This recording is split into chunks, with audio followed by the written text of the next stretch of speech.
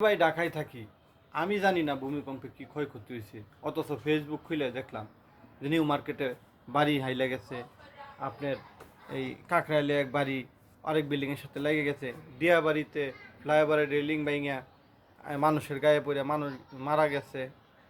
আরে ভাই কি বলবো পৃথিবীতে।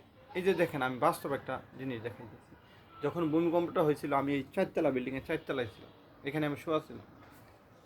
আমার তখন পৃথিবীর কারো কথা মনে ছিল না, মা বাবা ভাই বোন স্ত্রী সন্তান ধন দৌলত কোনো কিছুই না, শুধু আমার মালিকের কথা চলেছিল।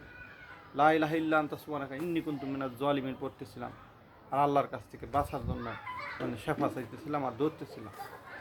তো দেখেন আমার আশেপাশে অনেক বিল্ডিং আমি দেখাইতেছি। দেখেন ছয়তলা, এই যে ছয়তলা, এই যে দেখেন শুধু বিল্ডিং আর বিল্ডিং। অথচ আমি নিচে নাইমা দেখলাম আল্লাহর রহমতে সব মানুষ নিচে নাইমাইছে, কোনো ক্ষয়ক্ষতি হয় নাই, কোনো ক্ষয়ক্ষতি হয় নাই। অথচ ফেসবুকে স্ট্যাটাসে দেখেন মিনিটের ভিতরে শত শত পোস্ট, আর মিনিটে এই ভিডিওগুলা 1000 2000 মানুষ দেখতেছিল। চিন্তা করা যায়, কয়েক লক্ষ মিলিয়ন ভিউ কামাই নিচ্ছে। অথচ আমি এই জায়গায় বই একটা পোস্ট করছিলাম যে ঢাকায় ভয়াবহ ভূমিকম্প 5.5 মাত্রায় গোড়াশাল থেকে উৎপত্তি। আমার এই ভিডিওতে ভিউ হয়েছে মাত্র 500।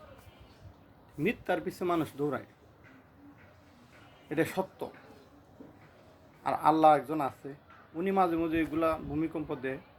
আমি যে আছি একজন, তোমরা আমাকে ভুলে গেছো, স্মরণ করো। এই পৃথিবীতে এমন কোনো মানুষ নাই, এই বাংলাদেশে যখন ভূমিকম্পটা হয়েছিল তার মাকে ডাকে নাই, তার বাপকে ডাকে নাই, তার আত্মীয় স্বজনকে কাউরে ডাকে নাই, পাশেও পায় নাই, শুধু তার মালিককে ছাড়া।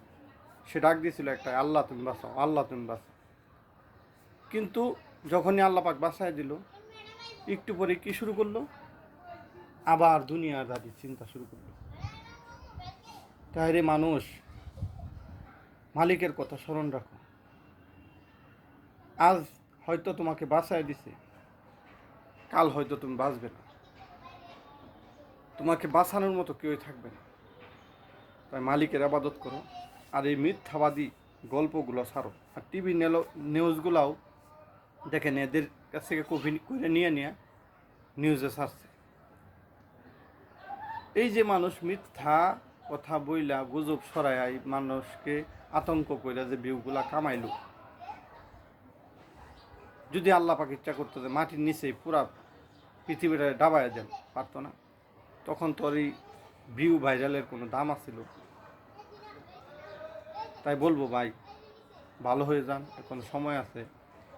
মিথ্যার পিছে কেউ দৌড়াবেন না, আর মিথ্যা কেউ রটাবেন না। সত্যকে প্রচলিত করেন, ইনশাল্লাহ সত্যের বাতি নিবি উজ্জ্বলে। আর 5 ওয়াক্ত নামাজ পড়েন, মালিকের কথা স্মরণ রাখেন। কালকে যে ভূমিকম্পটা দিছে হয়তো বাইসা গেছেন, আরেকদিন হয়তো নাও বাঁচতে পারেন। তাই আজ থেকেই আল্লাহর ইবাদত করা শুরু করেন ইনশাআল্লাহ।